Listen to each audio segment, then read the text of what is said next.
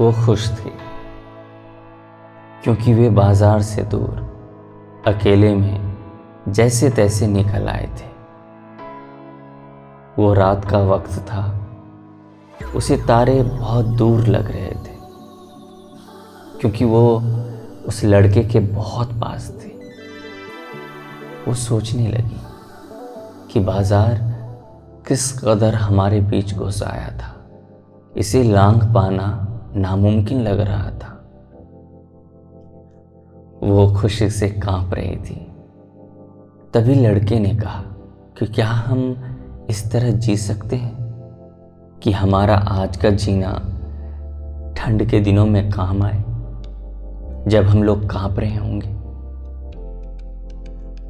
वो अभी कांप रही थी, यह उसे नहीं दिखा। वो डर गई। उसे लगा था कि वो बाजार तो कब का लांघ चुकी थी। फिर लड़के के पास से बाजार की बदबू क्यों आ रही है? वो तो अभी भी बाजार में ही है। वो तो उसके साथ यहां आया ही नहीं। वो मुस्कुरा दी और उसका कांपना बंद हो गया। चलो कुछ लकड़ियां बीन लेते हैं, लड़की ने कहा। लकड़ियां क्यों? लड़के ने पूछा। मुझे कुछ जलाना है। ये कहकर वो तारों को देखने लगी जो अब उसके कुछ ज्यादा ही पास खिसक आए थे। इसके बाद बहुत धीरे धीरे दोनों ने एक दूसरे को मरते हुए देखा, फिर जलते हुए। जब जलते हुए की आंच चुभने लगी तो वे दोनों पलट गए और अपने अपने रास्ते पर दूर निकल गए।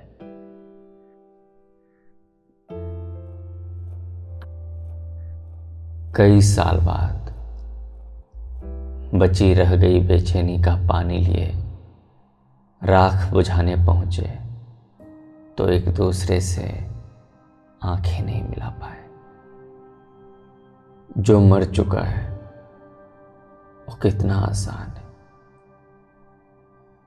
पर उन बची हुई हड्डियों का क्या, जो राख में अभी भी गर्म है। बात बस इतनी सी थी कि वो दरवाजे पर थी और मैं इस तरफ उसके इंतजार में।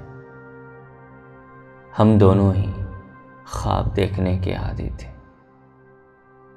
एक दूसरे का ख्वाब साथ रहकर नहीं देखा जा सकता था, सो हम इतना दूर हो जाते कि साथ थे के निशान धुंधले पड़ जाते।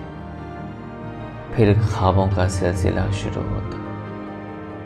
कुछ खामोश जगहों पर वो मेरा नाम बुदबुदाती और मेरे ख्वाबों में हिचकी सी दस्तक होती।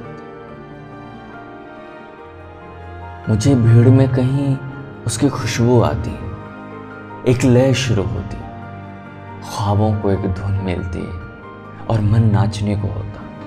वो यहीं है, कहीं आसपास। फिर कभी आंखें खुलती तो मैं बहक जाता।